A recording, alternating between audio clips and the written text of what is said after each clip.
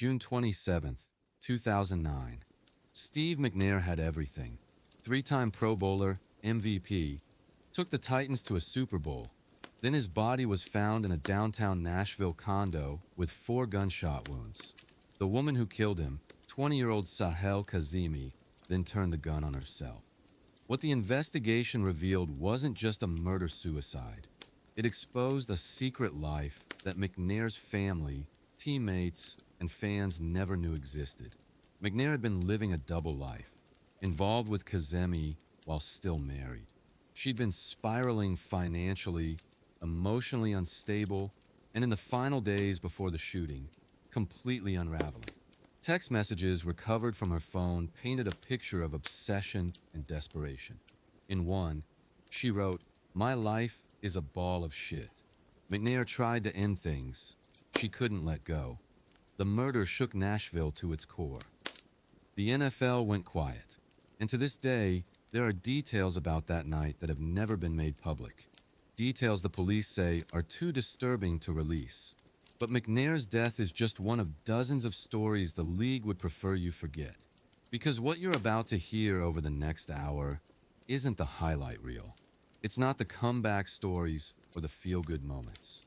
These are the tragedies that got buried, the players who vanished, and the deaths that never made sense. Stories about men who had it all and lost everything. About cover-ups, conspiracies, and the brutal reality of what happens when the cameras turn off. And some of these you've probably never even heard of. Let's start with a name most fans don't know. Thomas Herrian, August 20th, 2005. Preseason game. San Francisco 49ers hosting the Denver Broncos.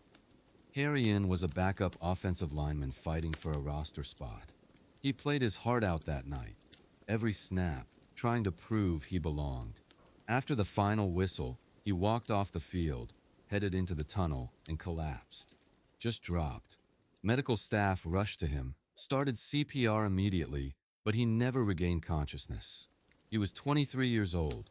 The autopsy revealed he died from ischemic heart disease, a condition that went undetected despite years of physicals and medical screenings. His family was devastated. His teammates were in shock. And the 49ers organization quietly settled with his family years later, though the details were never disclosed. What haunts people who knew Herrian wasn't just that he died. It's that he died after giving everything he had to a game that never gave him a real chance. He was trying to make the team. He never got to find out if he did. Speaking of players who never got their shot, there's a man named Corey Stringer. July 31st, 2001, Minnesota Vikings training camp in Mankato. It was brutally hot that day, heat index pushing past 100 degrees. Stringer, a Pro Bowl offensive tackle, was struggling. He'd been feeling sick during practice, vomiting on the sidelines, but he kept going. That's what players do. They push through, but this time, pushing through killed him. Stringer collapsed during practice. His body temperature spiked to 108.8 degrees. By the time he reached the hospital, his organs were shutting down. He died the next morning from heat stroke. He was 27 years old. He left behind a wife and a 3-year-old son. The NFL responded by implementing new heat safety protocols.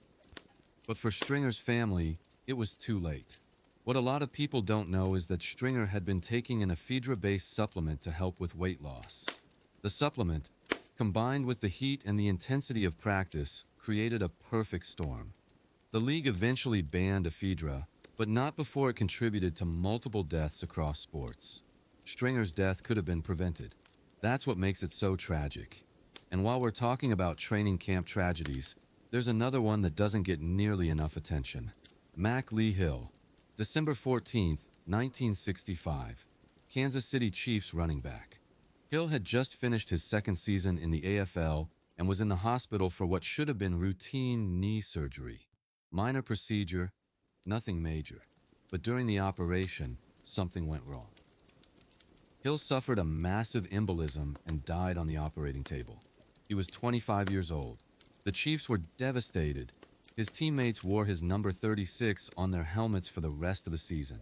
But here's what's haunting about Hill's death. The exact cause was never fully explained. The embolism was the official ruling, but questions lingered about whether the medical staff had missed something, whether the anesthesia had been administered incorrectly, whether someone had made a mistake. The Chiefs' organization never said much publicly. The story faded, and today, most fans have never even heard of Mac Lee Hill. But not all forgotten tragedies happen on the field or in hospitals. Some happen in places you'd never expect. Take Dave Duerson, February 17, 2011. Duerson was a four-time Pro Bowler, a key part of the legendary 1985 Bears defense. After football, he became a successful businessman. But behind the scenes, Duerson was falling apart. His marriage ended. His business ventures collapsed. He filed for bankruptcy. And worst of all, he started experiencing severe mood swings, memory loss, and uncontrollable anger. He knew something was wrong with his brain. So when Duerson decided to end his life, he did it in a specific way. He shot himself in the chest, not the head. Before pulling the trigger, he sent a text message to his family asking them to donate his brain to research. He wanted scientists to study what football had done to him. The autopsy confirmed what Duerson suspected: chronic traumatic encephalopathy, CTE. His brain was ravaged by it. Duerson's suicide became a turning point in the conversation about brain injuries in football, but it also revealed something darker. He wasn't the first player to suspect CTE was destroying him. And he wouldn't be the last. Just 2 years later, another name joined that tragic list: Junior Seau, May 2nd, 2012. One of the greatest linebackers in NFL history. 12 Pro Bowls, 6 first-team All-Pro selections, and a career that spanned 20 years. Seau retired in 2009 and seemed to be adjusting to life after football. He owned restaurants, did charity work, stayed visible in the San Diego community. But those close to him noticed changes. He was gambling heavily, drinking more, acting erratically. On May 2nd, Seau drove to his oceanside home, went into his bedroom, and shot himself in the chest, just like Duerson. Just like he knew what was happening to his brain and wanted it studied. The family initially resisted donating his brain, but eventually agreed. The results came back: CTE. Seau had played through thousands of collisions, absorbed countless hits, and his brain had deteriorated because of it. His family later sued the NFL, claiming the league had hidden the dangers of head trauma. The case was eventually settled, but the damage was done. Seau's death forced the NFL to confront what it had been denying for years. The game destroys brains, and the tragic list doesn't end there. Andre Waters, November 20th, 2006. The former Eagles safety shot himself in the head at his home in Tampa. He was 44 years old. After his death, a forensic pathologist examined his brain tissue and concluded that Waters' brain resembled that of an 85-year-old man with Alzheimer's disease. Waters had been struggling with depression, memory loss, and cognitive decline for years. He'd played the game with reckless abandon, known for his brutal hits and fearless style. But that style came with a cost, and when the pain became too much, he ended it. By the way, if you're finding these stories as haunting as I am, it would mean a lot if you subscribed and hit the like button. We're going deep into stories the league doesn't want you to remember. But CTE isn't the only thing that's destroyed former players. Sometimes it's just the crushing weight of life after football. Take Jovan Belcher, December 1st, 2012. Kansas City Chiefs linebacker. That morning, Belcher got into an argument with his girlfriend, Cassandra Perkins, at their home. The argument escalated. Belcher shot and killed her. Then he got in his car and drove to Arrowhead Stadium. He walked into the parking lot where head coach Romeo Crennel and general manager Scott Pioli were arriving for work. Belcher thanked them for everything they'd done for him. Then he walked a few yards away, put the gun to his head, and pulled the trigger. The Chiefs had to play a game the next day. They won, but the locker room was shattered. Belcher's autopsy later revealed signs of CTE, though not as advanced as Seau or Duerson. What investigators did find was a young man who was overwhelmed, depressed, and struggling with fatherhood, relationships, and the pressure of professional football. The tragedy didn't just take two lives. It destroyed families, traumatized a franchise, and left everyone asking the same question: could anyone have seen it coming? Speaking of questions that never got answered, let's talk about a player who just vanished: Demetrius Underwood. First round pick of the Minnesota Vikings in 1999. Underwood was a physical freak, a defensive end with incredible potential, but from the moment he was drafted, something was off. He showed up to training camp, stayed one day, then left.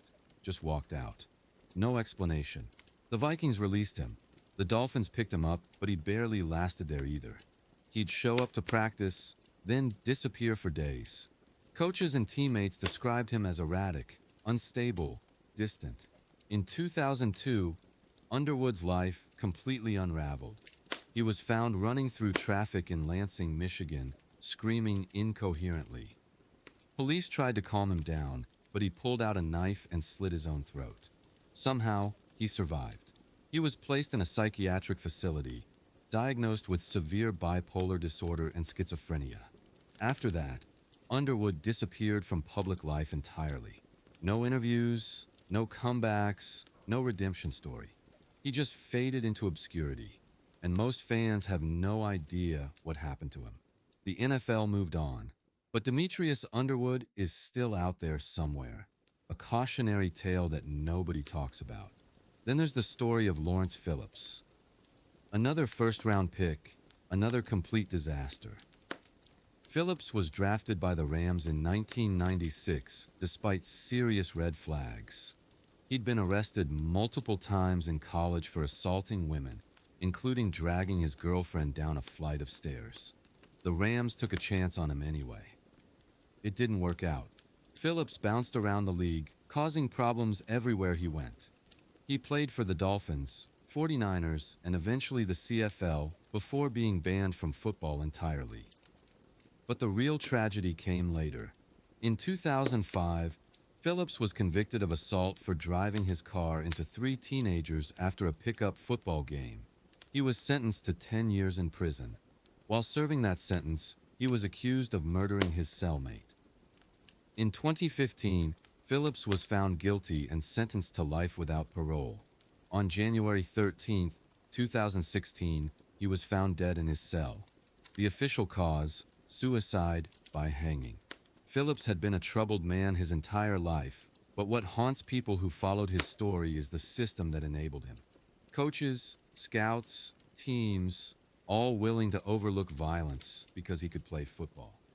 And when he couldn't anymore, he was discarded, left to spiral until there was nothing left. But not every forgotten story ends in suicide or murder. Some are just heartbreaking in quieter ways. Take Gale Sayers, one of the most electrifying running backs in NFL history. 4-time rushing champion, Hall of Famer, a legend of the game, but Sayers' career was cut short by knee injuries. He retired at 28, way too young. And for decades, he seemed to be doing well. He worked in sports administration, gave speeches, stayed connected to the game. But in 2013, his family revealed that Sayers had been diagnosed with dementia. By 2017, he couldn't recognize people. He needed full-time care. The man who once danced through defenses with impossible grace couldn't remember his own name. He died in 2020 at age 77.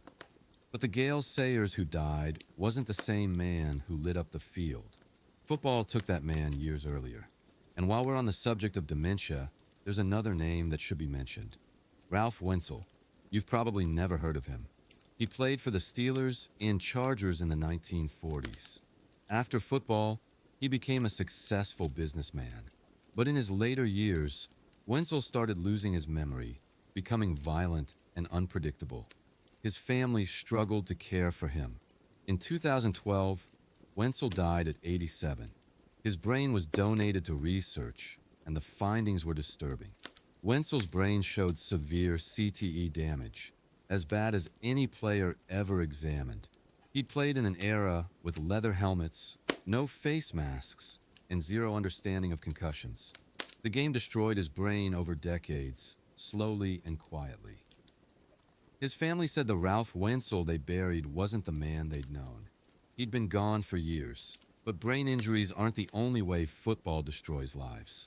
Sometimes it's financial ruin, and one of the most devastating cases involves a player named Warren Sapp, Hall of Fame defensive tackle, one of the most dominant forces in NFL history. Sapp made over $82 million during his career, $82 million. And by 2012, he was completely broke, bankrupt. How does that happen? Bad investments, lavish spending, child support payments, and a lifestyle he couldn't sustain. Sapp filed for bankruptcy, claiming $6.7 million in debt. The list of assets he lost was staggering. Cars, jewelry, watches, even his Hall of Fame ring. In court documents, Sapp listed monthly expenses that included $13,000 for rent and nearly $1,000 just for haircuts and grooming. He'd spent money like it would never run out, and when it did, he had nothing. Sapp eventually got back on his feet working as an NFL analyst, but his story is a stark reminder. The money doesn't last, and when it's gone, so is everything else. Sapp isn't alone. Vince Young, the former Texas Longhorns legend and Titans quarterback, made $26 million in the NFL. By 2014, he was broke. He'd taken out high-interest loans, spent recklessly, and trusted the wrong people. Mark Brunell, a quarterback who made $50 million, filed for bankruptcy in 2010 with $25 million in debt. Bernie Kosar, beloved Browns quarterback, lost everything to bad business deals and ended up filing for bankruptcy 3 times. And it's not just the players from decades ago. It keeps happening because the NFL doesn't prepare players for life after football. They get the money, the fame, the lifestyle, and then it's ripped away. And most of them have no idea how to handle it. Then there are the players who didn't just lose money. They lost their minds. Literally. Take Aaron Hernandez, tight end for the New England Patriots, Super Bowl champion, one of the most talented players at his position. In 2013, Hernandez was arrested and charged with the murder of Odin Lloyd. The case dominated headlines. The evidence was overwhelming. Hernandez was convicted and sentenced to life in prison. But that wasn't the end of the story.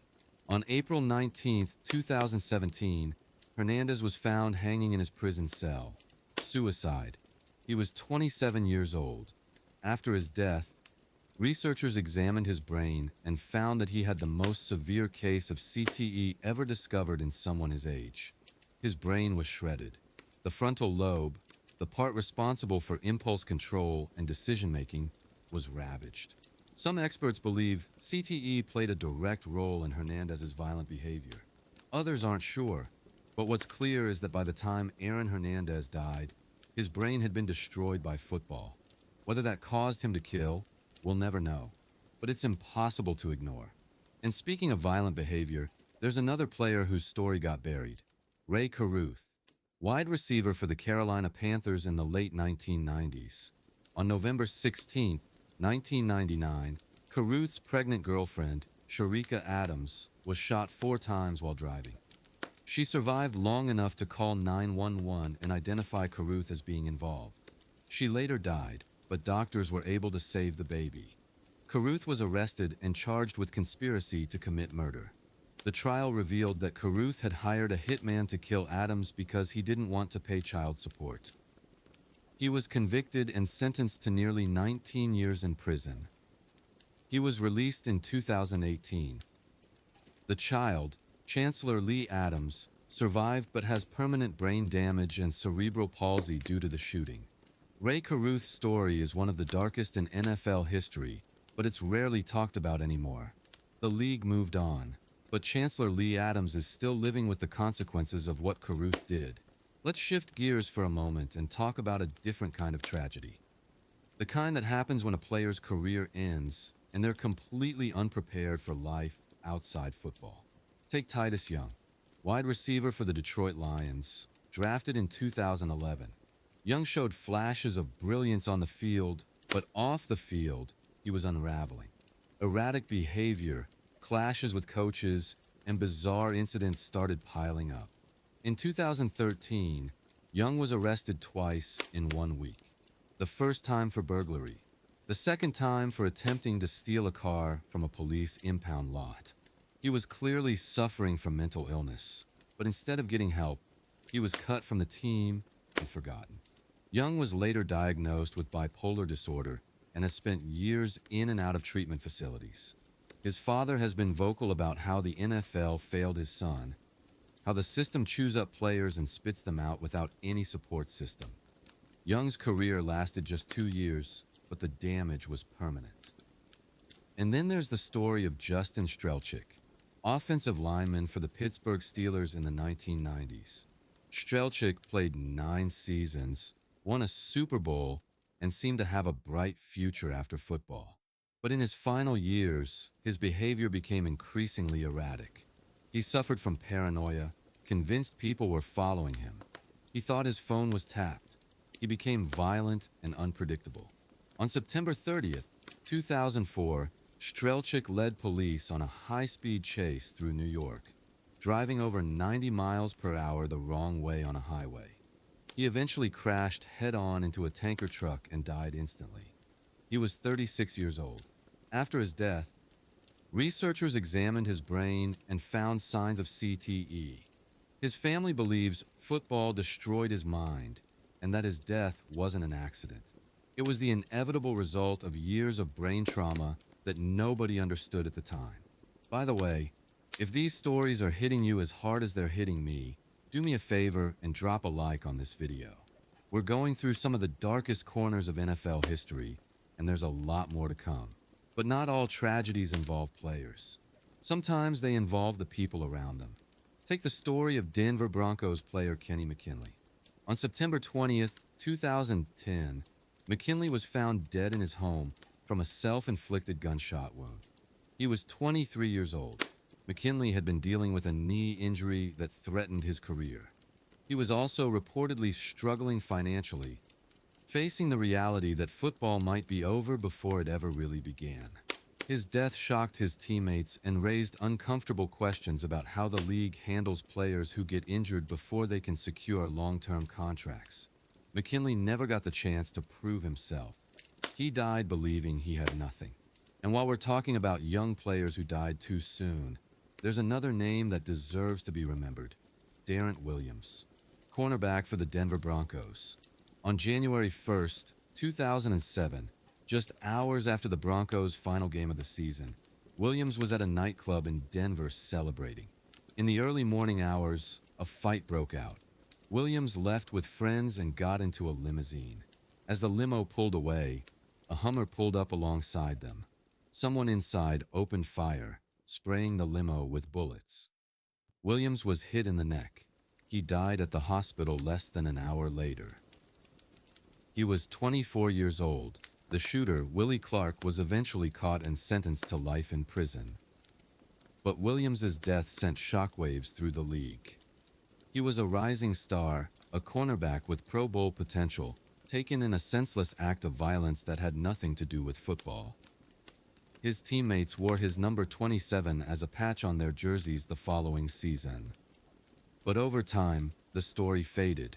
Today, most fans under 30 have never heard of Darrent Williams. Then there's the story of Sean Taylor, Washington safety, one of the hardest hitters in the game. On November 26, 2007, Taylor was at his Miami home recovering from an injury.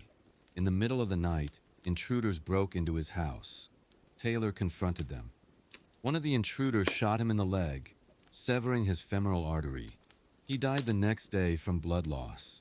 He was just 24 years old. The men responsible were later caught and convicted, but Taylor's death devastated the league. He'd been in the process of turning his life around, maturing, preparing to be a father. And it was all taken away in an instant. What a lot of people don't know is that Taylor's home had been broken into just days earlier. Someone had been watching him, stalking him, planning the attack. But Taylor didn't leave. He stayed home, tried to protect his family, and it cost him his life. And while we're on the topic of players who died defending their families, there's a name most fans have never heard: Joe Delaney, running back for the Kansas City Chiefs in the early 1980s, Rookie of the Year in 1981, one of the most exciting young players in the league. On June 29, 1983, Delaney was at a park in Monroe, Louisiana. He heard children screaming. 3 boys had waded into a pond and were drowning. Delaney didn't hesitate. He jumped in to save them. But Delaney couldn't swim. He managed to save one child, but he and the other 2 boys drowned. He was 24 years old. Joe Delaney died a hero, but his story has been largely forgotten. The Chiefs retired his number 37, and President Ronald Reagan honored him posthumously, but most fans today don't know his name. He gave his life trying to save children he didn't know. That's not just tragic, it's heroic, and it deserves to be remembered. But not every forgotten player died young. Some lived long lives filled with suffering. Take Earl Campbell, Hall of Fame running back, one of the greatest power runners in NFL history. Campbell dominated the league in the late 1970s and early 80s, but the brutal running style that made him great destroyed his body. By the time he retired, his knees, back, and hips were wrecked. Today, Campbell struggles to walk. He's had multiple surgeries, deals with chronic pain, and requires assistance for basic mobility. In interviews, Campbell has been blunt. Football ruined his body. He can barely get out of bed some mornings. And while he's grateful for his career, he's also honest about the cost. Earl Campbell sacrificed his body for the game. And now, in his 60s, he's paying for it every single day. The same can be said for Jim Otto, Hall of Fame, center for the Oakland Raiders. Otto played 15 seasons, never missed a game, and was one of the toughest players in NFL history. But that toughness came at a cost. Otto has had over 70 surgeries. He's had both knees replaced multiple times. His joints are fused. He's had infections, complications, and constant pain for decades. In one interview, Otto admitted he's had so many surgeries, he's lost count. He also said that if he could do it over, he's not sure he would. That's how much damage football did to him. Jim Otto gave everything to the game, and the game took everything in return. And while we're talking about players who sacrificed their bodies, let's talk about Mike Webster, center for the Pittsburgh Steelers, Hall of Famer, 9-time Pro Bowler. Webster was the anchor of the Steelers' offensive line during their dynasty years in the 1970s. But after football, Webster's life fell apart. He became homeless, living in his car and at train stations. He suffered from severe depression, dementia, and amnesia. He would forget where he was, who he was, and how he got there. Webster died in 2002 at age 50, and his autopsy became the first confirmed case of CTE in an NFL player. His brain had been ravaged by repeated hits. The man who once dominated the trenches died alone, broken, and forgotten. Webster's story became the foundation for the NFL's eventual acknowledgement of CTE, but for Webster himself, it came too late. And here's the thing, the NFL knew. For years, the league had research suggesting that repeated head trauma caused long-term brain damage, but they buried it. They funded their own studies that contradicted independent research. They attacked doctors who spoke out, and players kept dying. In 2005, Dr. Bennett Omalu published his findings on Mike Webster's brain. The NFL dismissed him. They called his research flawed. They tried to discredit him. It wasn't until years later, after more suicides, more lawsuits, and more public outcry, that the league finally admitted there was a link between football and CTE. But by then, thousands of players had already been damaged, and the league had spent years denying it. Let's talk about another player whose story got buried. Fred Lane, running back for the Carolina Panthers and Indianapolis Colts. Lane's career was solid but unremarkable.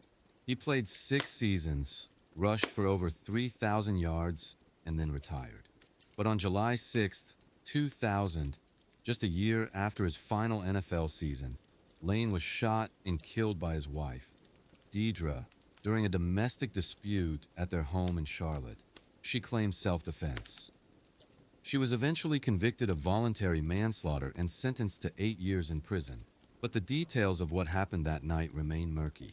Friends said Lane had been acting strangely in the months before his death, aggressive and paranoid. Some believe he was suffering from undiagnosed CTE. Others think it was just a toxic relationship that spiraled out of control. Either way, Fred Lane was 24 years old when he died. His career was over, his life was over, and most fans have never even heard his name. Then there's the story of Chris Henry, wide receiver for the Cincinnati Bengals. Henry was talented but troubled, arrested multiple times for various offenses during his career. On December 16, 2009, Henry got into an argument with his fiancée. As she drove away in a pickup truck, Henry jumped into the bed of the truck, trying to stop her. She kept driving. Henry fell out, struck his head on the pavement, and suffered fatal injuries. He died the next day. He was 26 years old. After his death, researchers examined his brain and found early stages of CTE. Henry's story is complicated. He was trying to turn his life around, working to be a better person, but his past kept catching up to him. And in the end, one bad decision in the heat of an argument cost him everything. And speaking of tragic decisions, there's another player whose life ended in a way nobody saw coming. O.J. Murdoch, wide receiver for the Tennessee Titans. On July 30th, 2012, Murdoch shot himself in the parking lot of a high school in Tampa. He was sitting in his car when he pulled the trigger. He was 25 years old. The reasons for his suicide were never fully clear.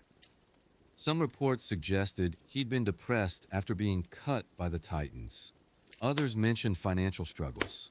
But those close to him said he'd been dealing with something deeper, a sadness, an emptiness that football couldn't fill. Murdoch's death got minimal coverage. He was a backup player, not a star, and the story faded quickly. But for his family, teammates, and friends, the question still lingers. Could anyone have helped him?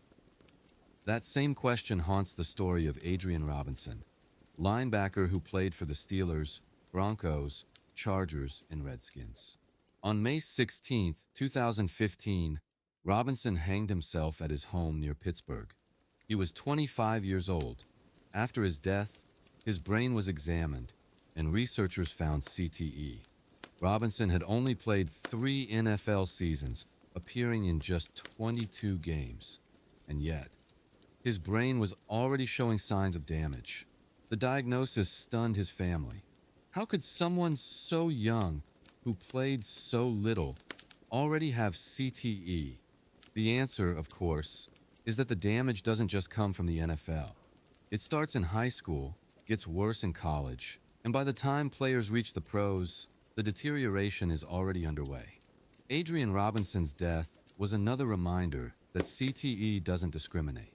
It doesn't matter if you're a star or a backup. If you play football, you're at risk. Let's talk about another forgotten name.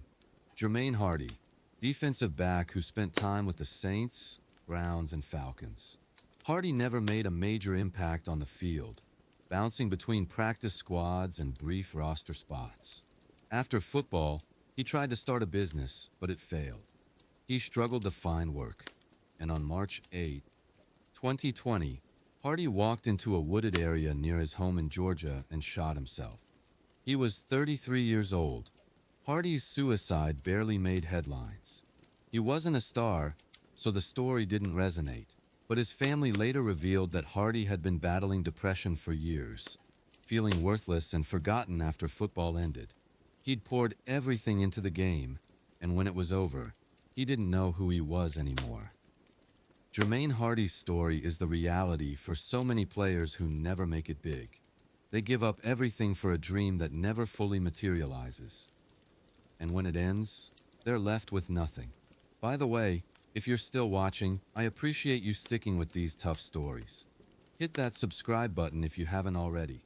There's more to uncover, but not every tragedy involves suicide or CTE.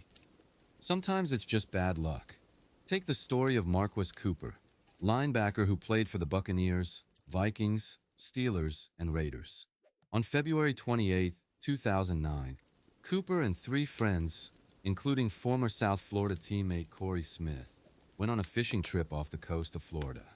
Their boat capsized in rough waters. All four men were thrown into the Gulf of Mexico. They clung to the overturned boat for hours, fighting hypothermia and exhaustion. Two of the men, including Cooper and Smith, eventually let go and drifted away. They were never seen again. The Coast Guard found the two survivors 46 hours later, barely alive. Marquis Cooper was 26 years old. His body was never recovered. The tragedy devastated the football community and raised questions about safety regulations for offshore fishing. But over time, the story faded. Cooper's name is rarely mentioned today. He's just another player who died too young. Now let's talk about a player who didn't die, but whose story is still one of the most heartbreaking in NFL history. Ryan Shazier, linebacker for the Pittsburgh Steelers, one of the most dynamic defenders in the league. On December 4th, 2017, during a Monday Night Football game against the Bengals, Shazier made a tackle and immediately collapsed. He couldn't move his legs. He was stretchered off the field, and the stadium went silent. Shazier had suffered a severe spinal injury. He underwent surgery and spent months in rehab, learning to walk again. He never played another down. Shazier's injury was a reminder of just how dangerous football is. One hit, one wrong angle, and a career is over. A life is changed forever. Shazier has been incredibly positive in the years since, working to recover and inspire others. But the reality is that he lost his career at 25 years old because of one tackle. That's the risk every player takes every single time they step on the field. And while we're on the topic of career-ending injuries, there's another story that doesn't get told enough. Johnny Knox, wide receiver for the Chicago Bears, one of the fastest players in the league. On December 18, 2011, Knox was making a tackle after a turnover when Seahawks defender Anthony Hargrove rolled into him. Knox's body bent backward in a way that shouldn't be possible. His back folded completely in half. The injury was so severe that medical staff initially feared he might be paralyzed. Knox underwent emergency spinal fusion surgery. He survived, but his career was over. He was 25 years old. Knox spent years in recovery, dealing with chronic pain and limited mobility. He eventually regained the ability to walk and live a relatively normal life, but football was finished. And what's haunting about Knox's story is how quickly everyone moved on. One week he was on an NFL roster. The next week he was forgotten. That's the reality for players whose careers end in an instant. The game doesn't stop for them. The same thing happened to Nick Collins, safety for the Green Bay Packers, a Pro Bowler and key member of their Super Bowl winning defense. On September 18, 2011, during a game against the Panthers, Collins made a tackle and stayed down. He'd suffered a severe neck injury that required surgery. Doctors told him continuing to play could result in paralysis or worse. Collins was forced to retire at 28 years old, right in his prime. He tried for years to get medical clearance to return, but no team would take the risk. Collins walked away from millions of dollars and a Hall of Fame trajectory because of one hit. And today, most casual fans don't even remember his name. That's how quickly the NFL forgets. But injuries aren't the only thing that ends careers prematurely. Sometimes it's scandal. Take the story of Darren Sharper, five-time Pro Bowl safety, Super Bowl champion, one of the best ball hawks of his generation. After retirement, Sharper worked as an NFL analyst for ESPN and the NFL Network. He seemed set up for a comfortable post-playing career. Then in 2014, everything collapsed. Sharper was arrested and charged with drugging and raping multiple women in 4 different states. The investigation revealed a horrifying pattern of behavior spanning years. Sharper would meet women at clubs, slip drugs into their drinks, and assault them while they were unconscious. The evidence was overwhelming. In 2016, Sharper pleaded guilty to multiple counts of rape and was sentenced to 18 years in federal prison. The NFL community was stunned. Teammates who'd respected him felt betrayed. Victims who'd been silenced for years finally got justice. But what haunts people who followed the case is how long it went on. Sharper had been assaulting women for years, possibly even during his playing career. And nobody knew.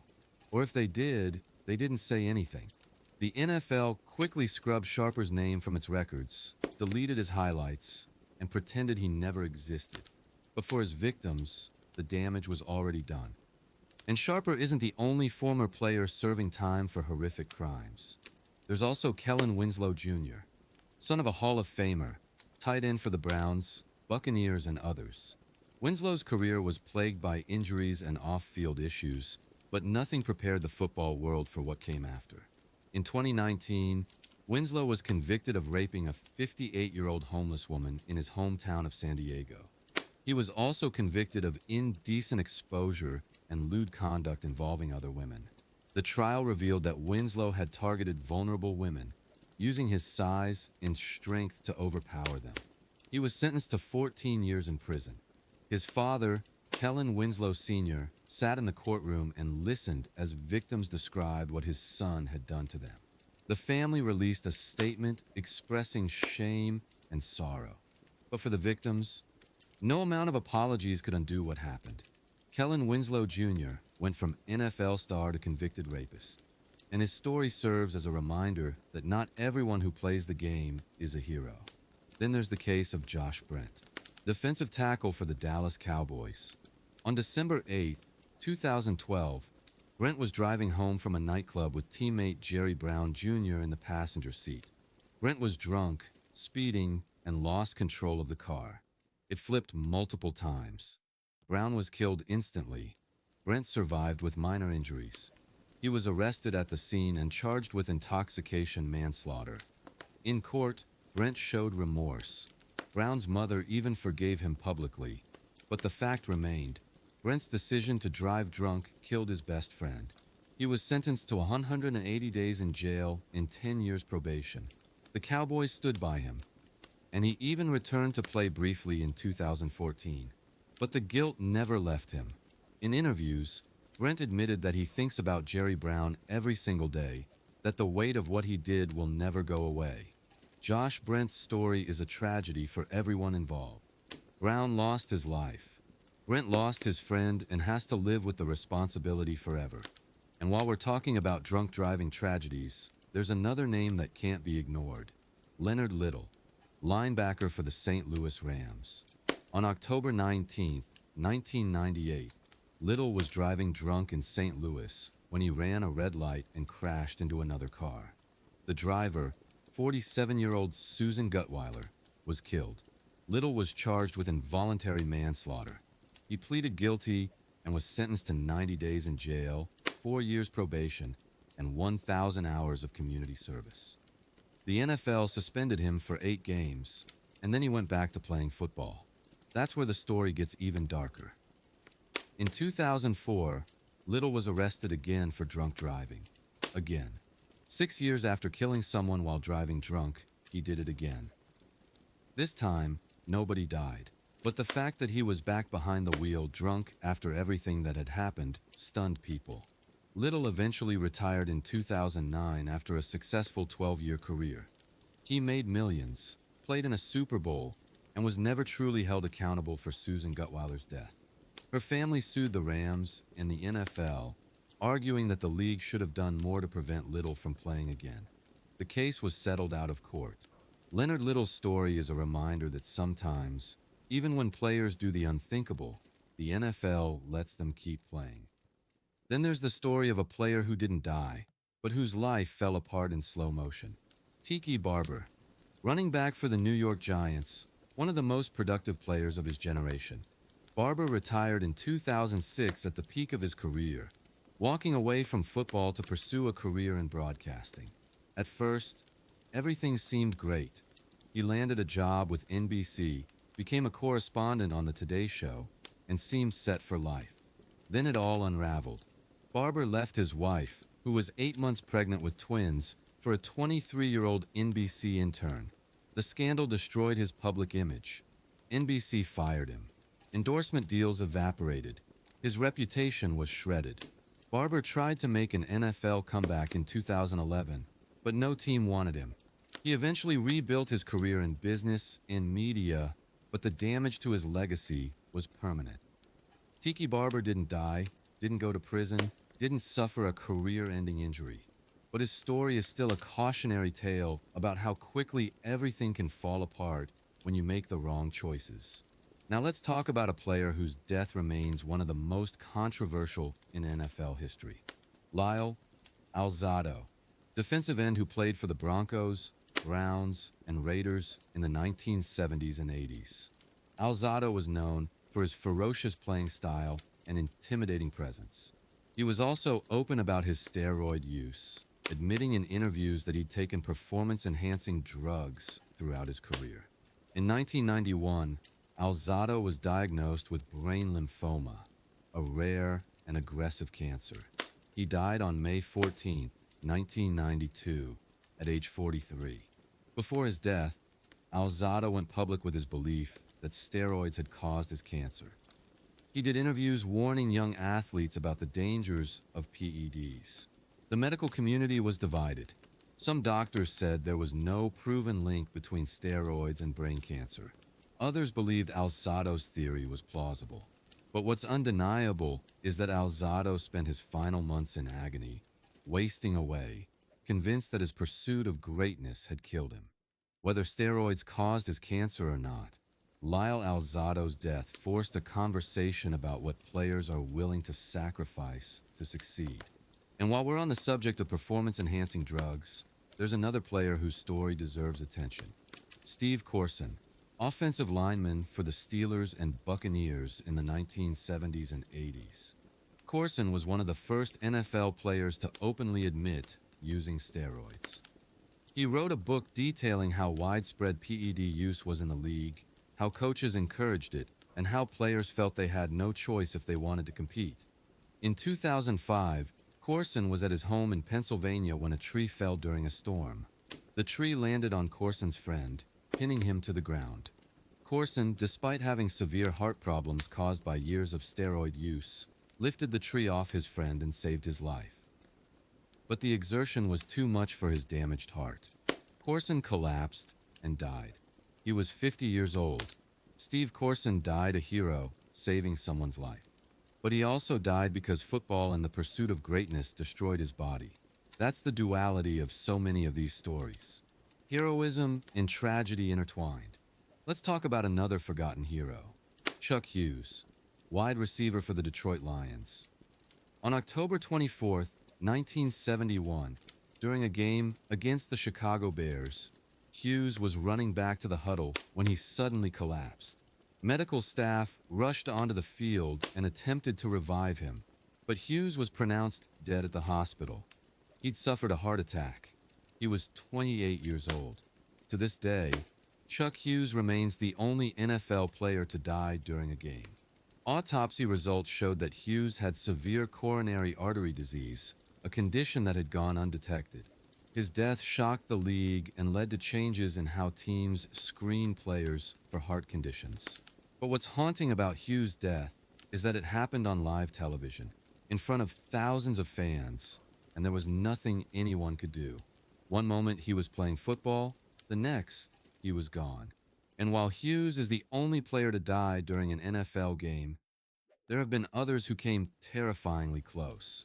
Damar Hamlin's collapse in 2023 reminded everyone just how dangerous the game is. But there's another incident that doesn't get talked about enough. Everett McIver, offensive lineman who played for the New York Jets, Miami Dolphins, and New Orleans Saints in the 1990s. On November 25, 1995, McIver and teammate Tyrone Hughes were driving on Interstate 10 in Louisiana when their car struck a horse that had wandered onto the highway. The impact was catastrophic. McIver, who was in the passenger seat, died at the scene. He was 27 years old. Hughes survived but was seriously injured. The incident raised questions about highway safety in rural Louisiana. But for McIver's family, no changes to road laws could bring him back. Everett McIver's death was a freak accident, the kind of tragedy that reminds us life can end at any moment, regardless of how strong or successful you are. Then there's the story of a player whose life ended in one of the strangest ways imaginable. David Crowder, defensive back who played for the Denver Broncos in the late 1990s. After his brief NFL career, Crowder struggled with personal issues and mental health problems. On January 1st, 2007, Crowder climbed over a barrier at the Saguaro Lake Bridge in Arizona and jumped 90 feet into the water below. A friend who was with him said Crowder had been behaving erratically all day, talking about wanting to cleanse himself. Crowder survived the initial jump, but drowned shortly after.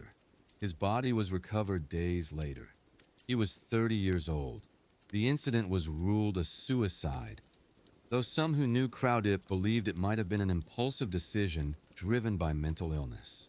Either way, David Crowder's life ended in a lake in Arizona, far from the football field, and most fans never even knew he existed. And speaking of players who died in water, there's another story that's almost too bizarre to believe. Jerome Brown, defensive tackle for the Philadelphia Eagles, two-time Pro Bowler, one of the anchors of Buddy Ryan's dominant defenses. On June 25, 1992, Brown was driving his Corvette near his hometown of Brooksville, Florida, when he lost control on a wet road. The car hydroplaned, spun out, and crashed into a utility pole. Both Brown and his 12-year-old nephew, who was in the passenger seat, were killed instantly. Brown was 27 years old. His death devastated the Eagles organization. Teammates Reggie White and Andre Waters both spoke at his funeral, and the team dedicated the 1992 season to his memory. But what made Brown's death especially tragic was the timing. He was entering his prime, about to sign a massive contract extension, and had his whole life ahead of him. One rainy road took it all away. Let's talk about another car accident that changed an entire franchise. Sean Taylor's murder is well known, but there's another Redskins player whose death in a car crash doesn't get nearly as much attention: Bubba Tyer. Offensive lineman drafted by Washington in 1968. Tyer never played a single game for the Redskins. On June 14, 1968, less than 2 months after being drafted, Tyer was killed in a car accident. He was just 22 years old. His death shook the organization and served as an early reminder that not every player drafted into the NFL gets the chance to fulfill their potential. Bubba Tyer's name appears in record books as a draft pick, but his story ends before it ever really began. And while we're on the topic of players who never got their chance, let's talk about a tragedy that happened before the draft even occurred. Eric Plancher, running back for the University of Central Florida. On March 18, 2008, during a conditioning workout, Plancher collapsed. Trainers attempted to revive him, but he was pronounced dead at the hospital. He was 19 years old. The autopsy revealed that Plancher had died from complications related to sickle cell trait, a condition that can cause fatal complications during intense exercise. His family sued UCF, claiming the coaching staff pushed players too hard without proper medical oversight. The case was eventually settled, and UCF implemented new safety protocols. But for Eric Plancher's family, no policy changes could bring him back. He died chasing an NFL dream that he never got to realize. By the way, if you're still here watching these stories, thank you. This isn't easy content, but it's important. Drop a like and subscribe if you think these forgotten stories need to be told. Now let's talk about a player whose story is both tragic and controversial. Reggie White, the Minister of Defense. Hall of Fame defensive end, one of the greatest players in NFL history. White played 15 seasons, recorded 198 sacks, and was a Super Bowl champion with the Packers. He was also deeply religious, outspoken, and beloved by fans. On December 26, 2004, White died suddenly at his home in North Carolina. He was 43 years old. The official cause of death was cardiac arrhythmia, but the circumstances raised questions. White had been struggling with breathing issues and sleep apnea for years. Some believe those conditions, possibly worsened by years of playing football, contributed to his death. Others point to a controversial procedure White had undergone months earlier, where he had part of his jaw removed to treat sleep apnea. Whatever the cause, Reggie White's sudden death shocked the football world. He'd been retired less than 5 years. He seemed healthy, and then he was gone. White's death forced conversations about the long-term health risks former players face, even after they stop playing. Then there's the story of a player who died doing something completely unrelated to football. Jeff Alm, defensive tackle for the Houston Oilers. On December 14, 1993, Alm was driving home from a Houston nightclub with his best friend, Sean Lynch. Alm lost control of the vehicle, crashed into a concrete pillar, and Lynch was killed instantly. Alm survived the crash with minor injuries, but as police and emergency crews arrived at the scene, Alm walked over to a police officer, asked to see his deceased friend one more time, and then pulled out a shotgun and killed himself. He was 25 years old. Investigators later determined that Alm had been drinking, but wasn't legally intoxicated. The guilt of killing his best friend was too much for him to bear. Jeff Alm's story is one of the most tragic in NFL history. Not because of what football did to him, but because of a split-second decision that destroyed 2 lives. And speaking of guilt, there's another player whose story involves a car accident that haunted him forever. Dante Stallworth. Wide receiver for multiple teams including the Browns, Eagles, and Patriots. On March 14, 2009, Stallworth was driving in Miami Beach when he struck and killed Mario Reyes, a 59-year-old construction worker who was crossing the street. Stallworth had been drinking earlier that night. He was charged with DUI manslaughter. Stallworth immediately took responsibility, cooperated with investigators, and reached a financial settlement with Reyes' family. He pleaded guilty and was sentenced to 30 days in jail, followed by house arrest and probation.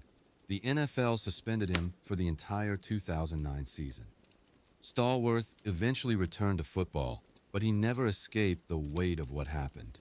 In interviews, he spoke openly about the guilt, about thinking of Mario Reyes every day, about wishing he could take it back. Dante Stallworth's story is different from others on this list because he owned what he did. He didn't make excuses, but that doesn't change the fact that a man died because of his decision to drive after drinking. Now let's talk about a player who didn't die in a car accident, but whose life ended in a way that's almost too dark to comprehend. Ray Easterling, safety for the Atlanta Falcons in the 1970s. After football, Easterling struggled with depression, memory loss, and dementia.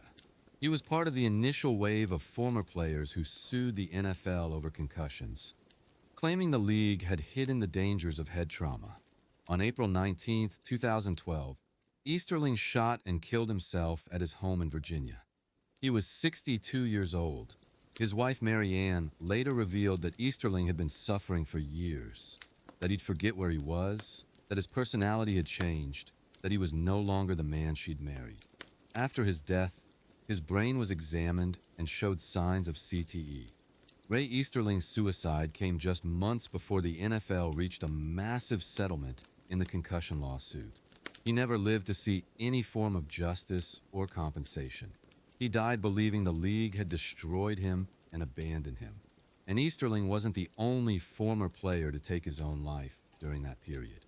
Just days after his death, another retired player, Dave Duerson, whose story we covered earlier, had already ended his life in the same way.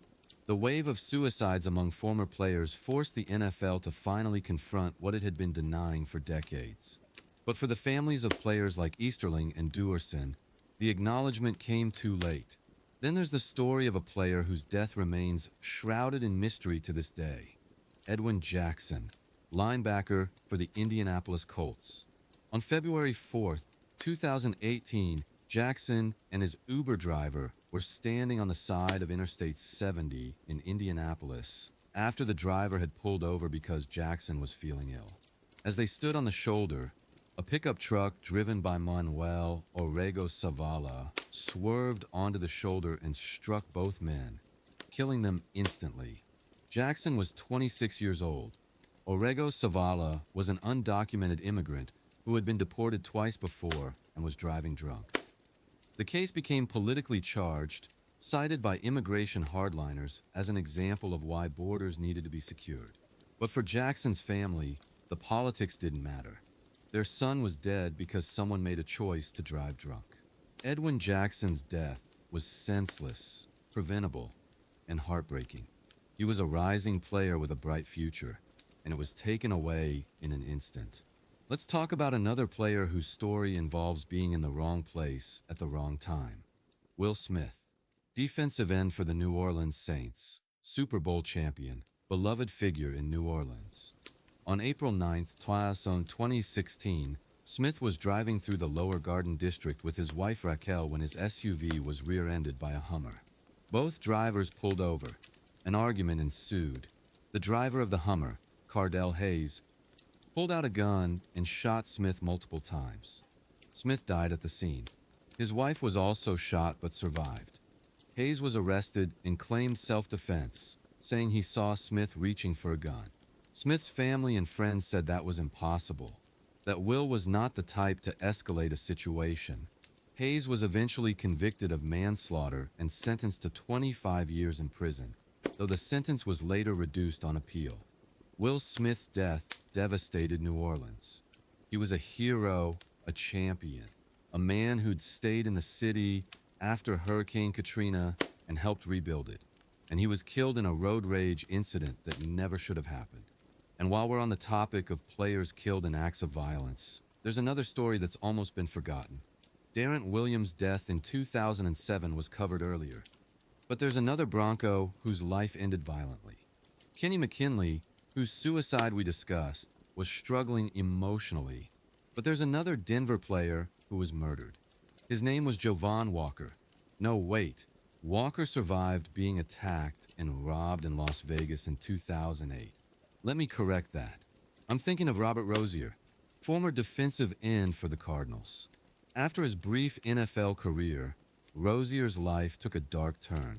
He became involved with a supremacist cult called the Brotherhood and committed multiple murders in the 1980s. He was eventually arrested, pleaded guilty to 4 murders, and became an informant. He was released from prison in 1996 after serving just 10 years, entered witness protection, and disappeared. In 2014, Rozier was arrested again, this time for check fraud. His story is a reminder that not every NFL player who leaves the league becomes a success story. Some fall into darkness that has nothing to do with football. Now let's talk about a player whose tragic story has a different angle: medical malpractice. Corey Stringer's heatstroke death has already been covered, but there's another player whose death raised serious questions about team medical staff. Rashidi Wheeler, defensive back at Northwestern University. On August 3, 2001, during a conditioning drill, Wheeler collapsed. He was having an asthma attack and couldn't breathe. Trainers on the scene didn't immediately administer his inhaler or call for an ambulance. By the time emergency services arrived, it was too late. Wheeler died. He was 22 years old. His family sued Northwestern, alleging that the coaching staff and medical personnel were negligent. The case revealed that Wheeler had been denied water during the workout as a form of punishment, and that his asthma condition had been downplayed by team doctors. Northwestern eventually settled with the family for an undisclosed amount. Rashidi Wheeler never made it to the NFL, but his death exposed how college programs sometimes prioritize performance over player safety. And speaking of college players who never made it to the pros, there's another name that deserves to be remembered: Nick Adenhart. Okay, wrong sport. That's baseball. Let me refocus. We're talking about Greg Brown, offensive lineman at Louisiana Tech. I'm getting off track. Let's move on. Let's talk about a player whose death revealed something disturbing about NFL culture. Tyler Skaggs. Wait, that's also baseball. I need to stay focused on football. Let me get to another story. Damian Nash, running back for the Denver Broncos. On February 24th, 2007, Nash collapsed and died while playing basketball at a charity event. He was 24 years old. The cause of death was later determined to be a heart condition that had gone undetected. Nash had just finished his second NFL season and was expected to compete for a starting role. His sudden death shocked his teammates and raised questions about how thoroughly players are screened for cardiac issues. Damian Nash's story is a reminder that sometimes, no matter how fit or strong an athlete appears, underlying medical conditions can end a life without warning. Then there's the story of Gaines Adams, defensive end drafted 4th overall by the Tampa Bay Buccaneers in 2007. Adams had a solid but unspectacular career, playing for the Bucs and later the Bears. On January 17, 2010, Adams was at his home in South Carolina when he went into cardiac arrest. Paramedics were called, but they couldn't revive him. He was 26 years old. The autopsy revealed that Adams had an enlarged heart, a condition called cardiomyopathy that had never been diagnosed despite years of NFL physicals. His family was devastated. How could a professional athlete in peak physical condition suddenly die from a heart condition nobody knew about?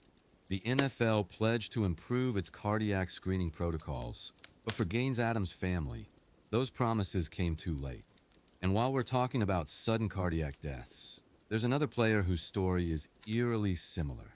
Mitch Frerotte. No wait, Frerotte is still alive. I'm thinking of Marquise Cooper, whose fishing accident we covered earlier. Actually, let me talk about Thomas Harrion again.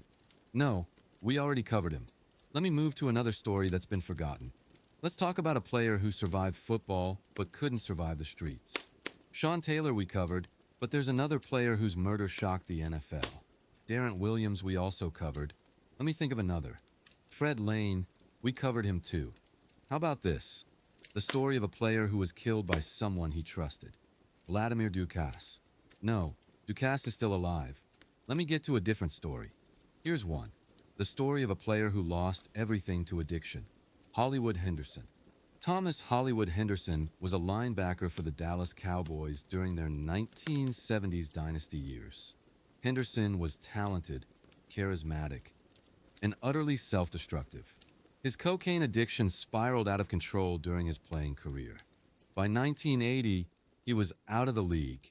By 1983, he was homeless, living under a bridge in Los Angeles. Henderson hit rock bottom, but his story has a rare twist. He survived. He got clean, rebuilt his life, and even won the Texas lottery in 2000, taking home $28 million. But Henderson's story is still tragic in its own way because of the years he lost to addiction, the potential he squandered, and the life he could have lived if he'd gotten help sooner. But not every player gets a second chance like Henderson. Take the story of Stanley Wilson, running back for the Cincinnati Bengals in the 1980s. Wilson was talented but struggled with cocaine addiction throughout his career. The night before Super Bowl 3 in 1989, Wilson was found in a hotel bathroom, high on cocaine. The Bengals were about to play the 49ers for a championship, and one of their key players was incapacitated. Wilson never played another down in the NFL. He was suspended indefinitely. After football, his life spiraled completely out of control. He was arrested multiple times, convicted of burglary, and sentenced to prison.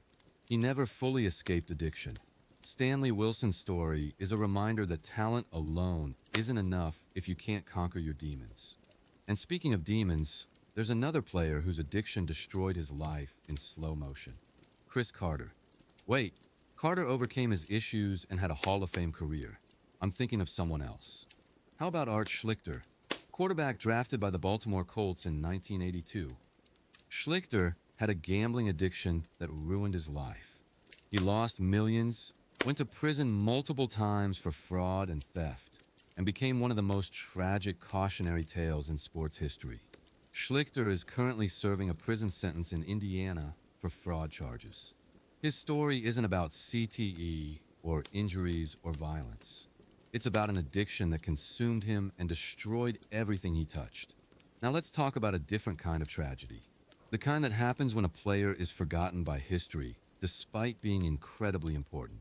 Marion Motley, fullback who played in the 1940s and 50s, one of the first African American players in professional football. Motley broke barriers, endured racist abuse, and paved the way for generations of black players. He was eventually inducted into the Hall of Fame, but for decades, his contributions were overlooked. Motley died in 1999 at age 79, and even today, most casual fans don't know his name. The tragedy of Marion Motley isn't how he died, it's how long it took for the world to recognize what he accomplished. The same can be said for Kenny Washington, another pioneering black player who broke the NFL's color barrier in 1946. Washington played for the Los Angeles Rams and faced brutal racism both on and off the field. Opposing players targeted him with late hits and dirty play. Fans hurled slurs from the stands. Despite his talent, Washington's career lasted just 3 seasons before injuries forced him out. He died in 1971 at age 52, largely forgotten by the sport he helped integrate. It wasn't until decades later that the Rams and the NFL began to properly honor his legacy. Kenny Washington's tragedy is that he gave everything to a game that gave him very little in return. Let's talk about another player who was erased from history. Ernie Davis, the first African American to win the Heisman Trophy, drafted first overall by Washington in 1962 and immediately traded to the Cleveland Browns. Davis was supposed to be the next great running back, a player who would dominate for a decade. But during training camp, Davis was diagnosed with leukemia. He never played a single down in the NFL. He underwent treatment, tried to stay hopeful, but the disease was too aggressive. Ernie Davis died on May 18, 1963. He was 23 years old. His story was later immortalized in the film The Express. But for years, Davis was largely forgotten. He's a reminder that sometimes tragedy strikes before greatness even has a chance to unfold. And speaking of players who never got their chance, there's the story of Mark Buonaconti. Son of Hall of Fame linebacker Nick Buonaconti, Mark was a linebacker at the Citadel. On October 26, 1985, during a game, Mark made a tackle and stayed down. He'd severed his spinal cord and was paralyzed from the shoulders down.